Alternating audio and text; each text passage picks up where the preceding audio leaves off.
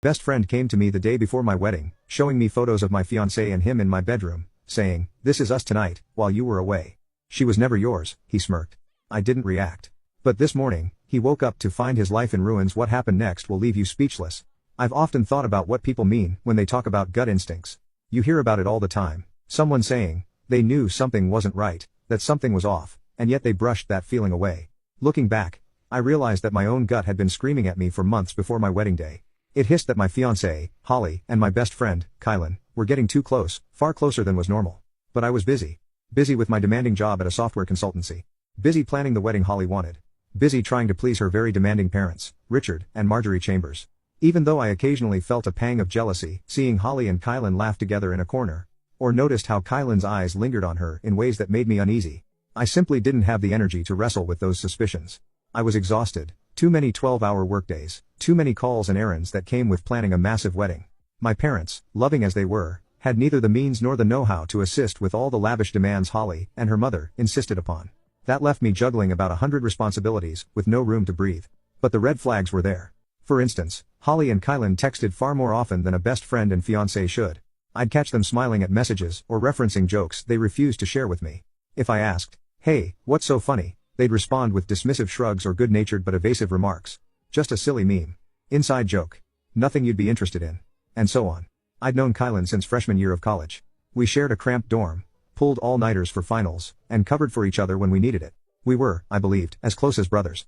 And maybe that's why I managed to stifle my own concerns. I just couldn't imagine him betraying my trust so brazenly. He's my best man, I told myself. He's got my back, right? As for Holly, she came from a much wealthier background. The Chambers family prided themselves on their local prominence. Richard Chambers being heavily involved in local politics, and Marjorie Chambers, acting as the imperious socialite who graced every fundraiser and charity ball with condescending smiles. When I proposed to Holly, they grudgingly accepted me. While not explicitly rude, they were always sure to remind me that I was marrying up, that the Chambers name had standards to maintain. Their arrogance showed in the wedding planning as well. "We'll split the cost 50-50, her parents had said. But they pushed for a lavish venue, extravagant centerpieces, a string quartet, and a guest list that ballooned to almost 300. My folks, a retired school teacher dad and a near-retiring nurse mom, had to dig into their savings to meet their half. No matter how many times I tried to set boundaries, it always ended with Holly's mother saying, "We can't cut corners, we're the Chambers." Or, "Think of what people will say. You want your bride to look cheap on her big day." That language grated on me. But Holly sided with her parents more often than not. She'd wave me off. "Let them have their fun. We'll only do this once, right?" Famous last words. A week before the wedding, Kylan, grinning confidently, offered to handle hotel reservations for out-of-town guests. "You've got enough on your plate. Let me take care of it," he said, flashing phone screenshots. It felt like our college days, trusting him with something important. Relieved, I thanked him. The night before the wedding, our families gathered for the rehearsal dinner at the last venue. Holly, in an almost bridal white dress, flitted between her father's relatives, who barely acknowledged me. My parents lingered awkwardly, uncomfortable with the wealth on display. Kylan gave me occasional thumbs-ups from across the room. After the run-through, we moved to the lounge for an after-party. Spirits were high. Until I noticed Holly was missing. Calls went straight to voicemail. A bridesmaid casually said she felt overwhelmed and stepped out for air. I shrugged. It was the night before the wedding. Maybe she just needed space. Time trickled by. And then Kylan disappeared too. At first, I wasn't overly suspicious. Possibly he went to pick up more champagne or something. But a nagging voice in my head whispered, "Look for him, and look for her." A half hour turned into an hour. Curiosity burned, so I grabbed my phone, scrolled through social media, and checked if Holly or Kylan had posted anything. Sure enough, I stumbled onto Holly's Instagram. She had accidentally uploaded a short story that she deleted within seconds. But the damage was done. In that fleeting clip, I recognized a hotel hallway, the golden pattern of the carpet, and a partially visible door number.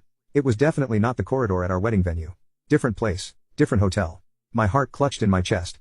The gut instinct I'd suppressed for months roared to life. Go see for yourself. I needed to see for myself. I remember driving through the busy streets near the hotel district, my mind racing with possible explanations. Could she have gone to a friend's room? Could Kylan be helping her pick something up? My heart hammered as I thought. What if they really are together? That's insane. That can't be real. But the part of me that was now fully awake refused to shut up. I knew Kylan had made some recent hotel bookings for guests, but I didn't have the details. So I parked, walked into the lobby of one of the more upscale boutique hotels, and tried to see if the front desk recognized me from earlier visits, or from Kylan's group reservations. My plan was half-formed. But as luck would have it, I saw Kylan's car parked near the entrance. If that wasn't a sign, I didn't know what was. I reached the 8th floor. My eyes combed every door number, searching for the one I'd glimpsed in the Instagram video. Room 846. 847. My pulse raced. Each step echoed in the silent corridor. The night air outside the windows was pitch black. The overhead lighting felt too bright, like it was exposing me before I could confront them. But I didn't want a confrontation. Not yet. Something in me insisted on gathering proof, so I could never question my sanity afterward. So I snuck forward, pressing my ear to the door of room 847.